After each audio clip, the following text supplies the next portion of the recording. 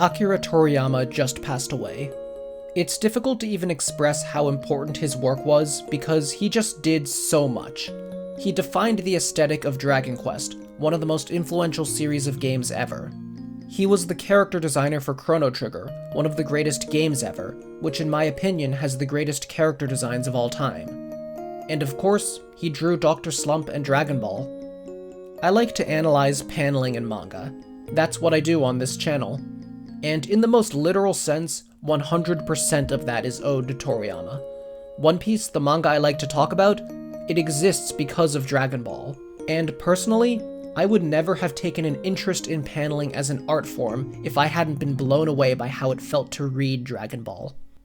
The thing about Dragon Ball's paneling is that it isn't just good, it's obviously good. The paneling isn't a background element that subtly enhances the experience, it's front and center. Dragon Ball proudly parades it. You can't ignore how good the paneling is. Some books are defined by how their sentences are put together as much as they are defined by what happens in the story. Dragon Ball is defined by how it's drawn. In honor of Toriyama, I'd like to discuss and analyze the paneling of my favorite fight in Dragon Ball.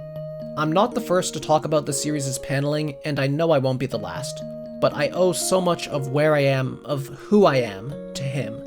I'm going to talk about most of the fight here, so the analysis will be a bit long. If at any point you want to skip ahead to my concluding thoughts on both the paneling and the legacy of Dragon Ball, you can jump to the timestamp on screen.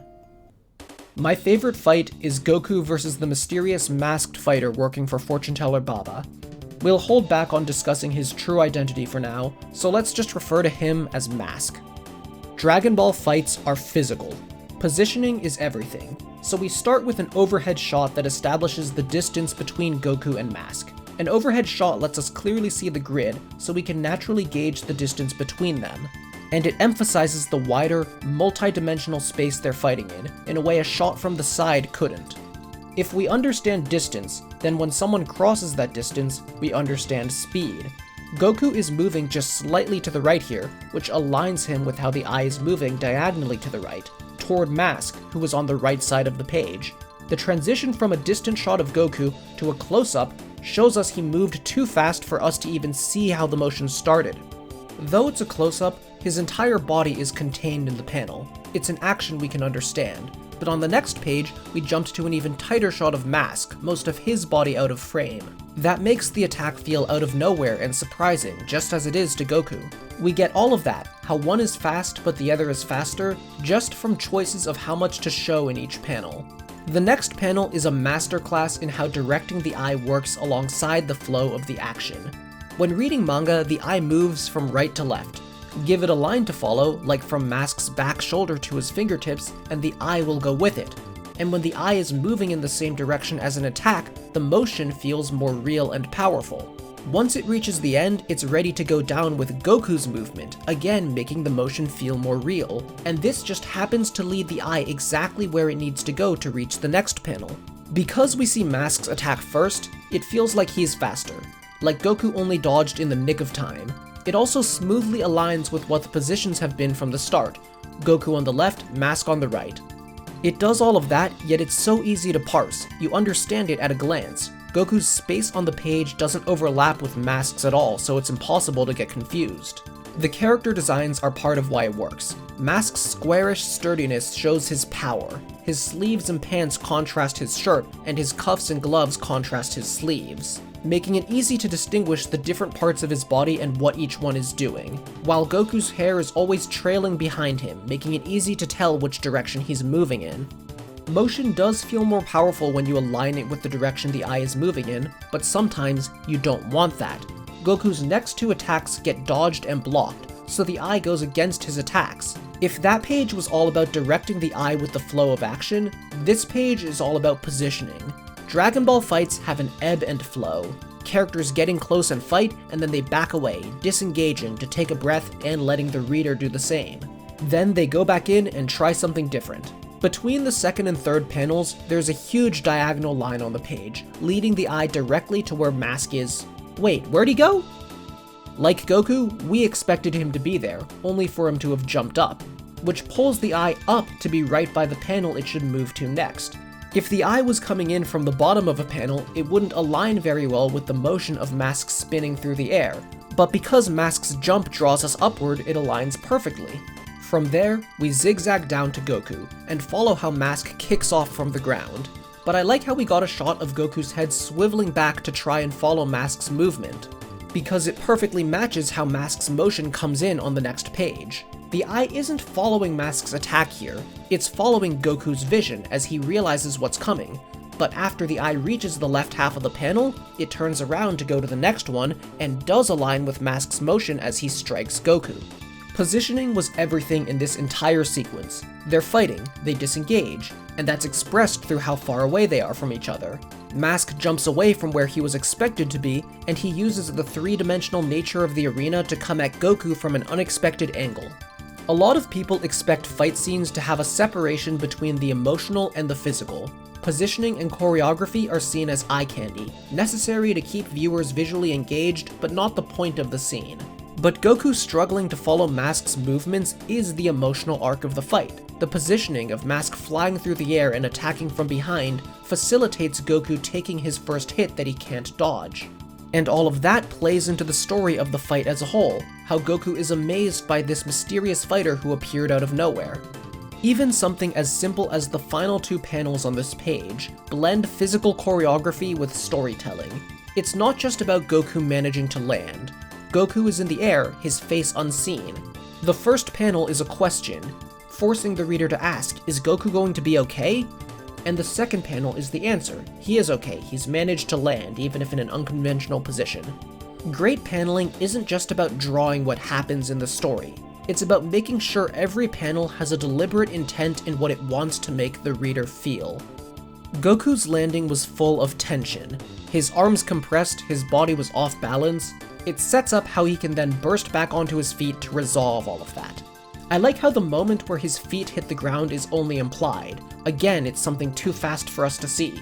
The eye is drawn down by his arm, and Goku's attack finally gets to have a right-to-left flow. Right to left is the most common direction the eye moves while reading a manga page, but this is the first time in the fight that one of Goku's attacks got to align with that. The empty space on the right of the panel emphasizes his speed further, and through that the power of the attack, by showing the distance that he crossed. The first chapter of the fight thus ends with closure. Goku struggled and took a hit, but he bounced back and managed to get a hit of his own. Things are equal for now as we go into the next chapter. As soon as we get into the next chapter, Mask takes back the momentum. I like the visual rhythm of his blows here. They tell us he's not just attacking quickly, but regularly, that he has total control over his movements. They trail behind him in a long horizontal panel to show how he's pushed Goku back with his offense. Goku gets a kick-in that looks very similar to the one he did before, and that's for a reason, but bear with me. The relative positions of the two characters are again drawn very cleanly. They don't overlap each other too much, and we can understand where each limb is. That's important because that's what lets us understand how Mask could grab the foot that kicked him. It's almost like using the same move twice in a row is a mistake. This is another thing I love about Toriyama's fight choreography. Is a flying kick that leads into your foot being grabbed while you're still in the air a remotely realistic portrayal of martial arts? No. But does that even matter?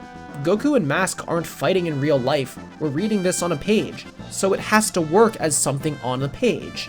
There are realistic and incredibly interesting nuances to real-life martial arts that would be near impossible to convey in an intuitive visual way. Yet Mask just grabbing Goku's foot works. With just two panels, the motion of Goku being swung around and into the ground comes to life beautifully. It's not just that Goku is being swung from right to left along with the eye. It's that Mask stays closer to the center, the pivot point, while the curved arc Goku swings through is empty space filled only by sounds. The next little arc of the fight is all about emphasizing height. A vertical panel emphasizes vertical distance, and the next panel has us following Yamcha's vision up toward Goku. And for this whole section of the page, Goku is drawn near the top, while Mask is down at the bottom, even when they aren't in the same panel. As the eye moves down to Mask's panel, it aligns with the motion of him crouching down, and like when Goku was landing, the tension here prepares us for a release. Remember that manga was meant to be read with both pages side by side. We don't start the next panel at the top right corner. We start from where we just were, with Mask crouching down at the bottom. The eye shoots up with him as he jumps toward Goku. The next sequence might be my favorite bit of paneling in this whole fight. It's not just that the eye moves down with Mask kicking Goku. It's that because the eye moved up through the first panel instead of down, it starts from the top and follows a curved arc that perfectly aligns with how Mask twists around before then transitioning into Goku flying downward. What goes up must come down. I think action choreography gets an underlying sense of completion when it's built around little conceptual principles like that. You close off what you opened up. Goku was sent flying upward, so now he's sent flying downward, with another panel that emphasizes the vertical distance he falls, and another panel where the eye is following Mask as he chases Goku. A common principle for writing good, physical fight scenes is that you should use the environment. Put it somewhere interesting, and the characters can use what's interesting about it. Isn't it odd, then, how often Toriyama puts his fights on simple stone platforms? Part of the reason he could do this was he got so much visual and physical creativity just out of the characters' bodies and movements without needing to rely on the environments. But the other reason is that even a simple stone platform was something he could use in an interesting way. A simple environment is not a lack of environment. The platform is what the characters kick themselves off of when they move, what Goku gets slammed into and kicked into. The empty space above it is what Mask jumps through to attack Goku from behind, and what he throws Goku up into. Just like when Mask leapt up, as our eye moves on to the next page, it follows Goku upward. Goku pulls off a reversal in the next sequence. At first, Mask is the larger one in the panel, and the eye is following the motion. But Goku switches it, becoming the larger one in the panel, with the eye now following the motion of Goku's attack. These transitions happen so smoothly while always having the important part align with the eye, and staying consistent when necessary about who is on the left and who is on the right. Toriyama really just makes it look easy. That consistency about directions is why our eye is moving in the opposite direction that Mask is flying in the first panel of this page. But because we stayed consistent, we could then have this gorgeous little sequence where the eye follows both him flying toward the roof and him bouncing off and shooting back towards Goku as it then goes through the next panel. Something that keeps happening is that the one whose motion is being aligned with the eye is whoever is currently in control of the fight. And that's why next, we deliberately flip things to mark a real shift in the momentum of the fight. We turn it around so Goku is now on the right, because now he is standing his ground and facing the attack, instead of trying to dodge. Even though Goku isn't moving here, when the eye goes right to left with him, it's aligning with the force of him pushing against Mask's attack. It's like the reader is pushing with him. As with earlier, we always need to be willing to back away, to break the tension and take a breath. The fights have an ebb and flow, and when something big is coming next, it hits harder when the reader got a chance to breathe. The big thing that's coming this time is Mask's use of the Kamehameha.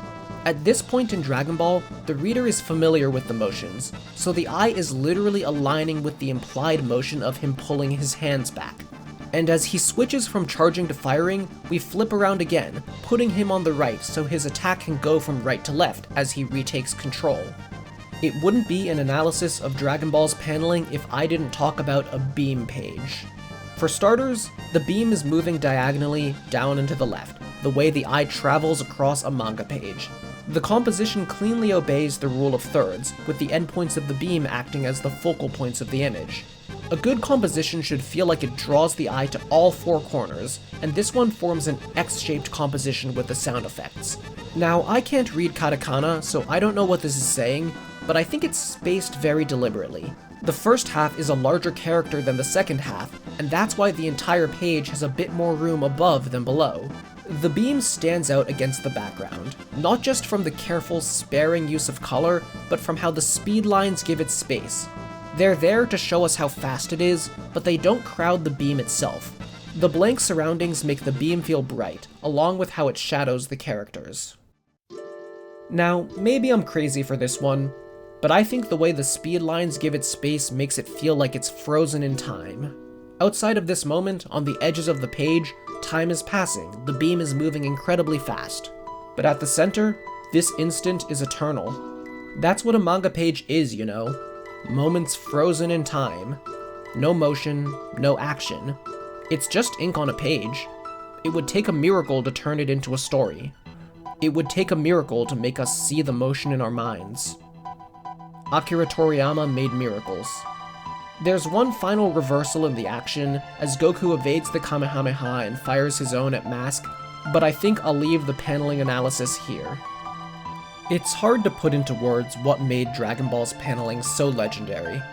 Maybe it can't be put into words. Maybe it simply has to be seen. I'm hesitant to say that Dragon Ball was art first, story second.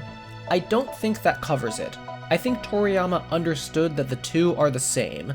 How it's drawn is the story, and the story is what is drawn. Maybe it's easy, just a little bit too easy, to design your characters based off of real-world clothing and bodies. Toriyama designed his characters based off of shapes and shading. He colored their clothing and sculpted their bodies knowing he could use those aspects as tools when drawing them in motion. And maybe it's a little bit too easy to decide to choreograph your fights based off of real-world martial arts, or to fill them with internal narration of strategy. Toriyama built his fights on things we could see, no matter how unrealistic. If something wasn't visual and intuitive, it didn't need to be in the fight. And maybe it's a teensy tiny bit too easy to write fights where two characters stand across from each other, shouting their attack names and their power-ups. Toriyama drew fights where the characters move. His fights weren't described, they were acted out.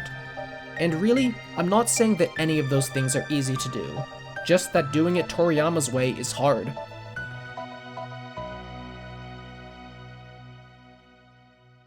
If you know anything about manga, you know that Dragon Ball inspired generations of action manga. Everything is said to follow the Dragon Ball formula, but almost no one tries to draw fights the way that Toriyama did. Instead, the genre almost immediately moved on to every character having a unique power, to systems of magic energy with complex rules, to tactics and planning around all the power matchups. Most of these were great developments. I love stories with those kinds of fights. But why don't we see as many fights built around simple physicality?